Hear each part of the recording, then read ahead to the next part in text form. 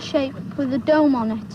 And it had a yellowy, orange to red light on the top of it. How clearly did you see it? Well, I couldn't see its face because it was too far away. Now, you say you saw a man as well, did you? Yes. And what about him? Well, he was too far away to be seen as well. My friend Philip here was trying to find a way over the stream, and I was looking at the bushes up the top of the trees. And then suddenly this silver cigar-shaped object seemed to pop up from behind the bushes and trying to take off. Then it disappeared again. Are you sure it wasn't perhaps just a helicopter or an aircraft from the airfield near here? A helicopter could land there, but that's private property over there. And if they landed there, they could be prosecuted. And with an aircraft, the only thing they could get in there was a Harrier. Were you frightened at the time? Yes. Why?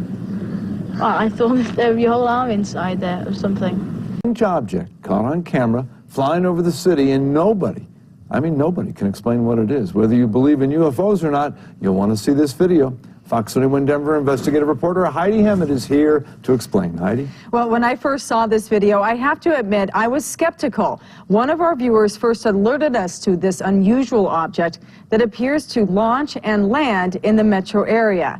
Tonight, an aviation expert tells us it's unlike anything he has ever seen.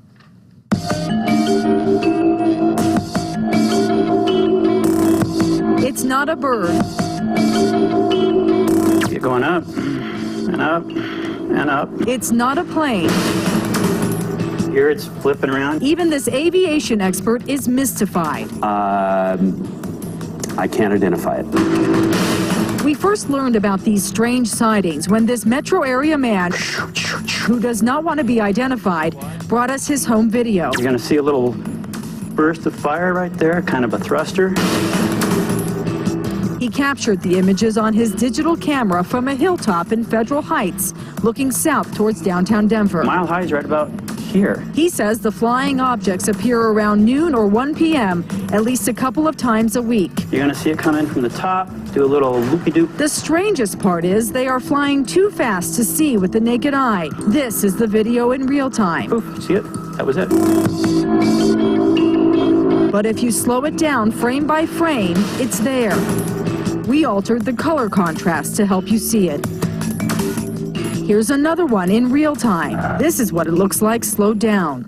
We wanted to verify that the video we saw was legit, so our photojournalist came out here with his camera. He set up in the same spot on 84th and Federal, and he shot video from just before noon until just after 1. And when we slowed down our photographer's video, we saw this flying object. I would consider myself an expert. Aviation expert Steve Cowell is a former commercial pilot, instructor, and FAA accident prevention counselor. It's very strange. He thought he would have a logical explanation until he watched the video. That is not an airplane. That is not a helicopter. Those are not birds. I can't identify it. Cowell told us he knows of no aircraft that flies as fast. Because of the speed of the object, most people, I think, would miss it. Cowell did say there is one other possibility. Perhaps there's some sort of debris that's being raised up by some of the atmospheric winds. But in his professional opinion, as it fits the definition, it's an unidentified flying. Maybe. And they could be in our own backyard. There's a whole fleet of them. Look on the ASA. My gosh. They're all going against the wind. The wind's 120 knots from the west. Whole thing, dude. A story that put Kaikoura in the world spotlight 40 years ago. Tonight, we hear more from the people who were actually there, as well as something new. For the first time on TV, we'll hear from the woman who, years before these famous sightings, had her own Kaikoura encounter. What they were, no one has yet satisfactorily explained to me. Former air traffic controller John Cordy is one of the last living Kiwi officials from those incredible December nights in 1978. There's three of them. Yeah, one that is south of the two would be a lot bigger than the other two. Well, it seems to be emitting a brighter light. What makes this sighting harder to dismiss is that, unlike most crazy UFO stories, this one was caught on film. A bit frightening up here. There's a whole formation of unidentified flying.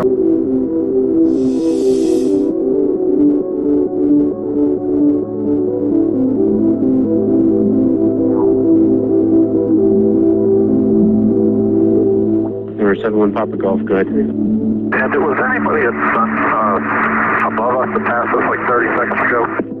Number 71 Papa Golf, negative. Okay. Something did. It's a UFO. Yeah.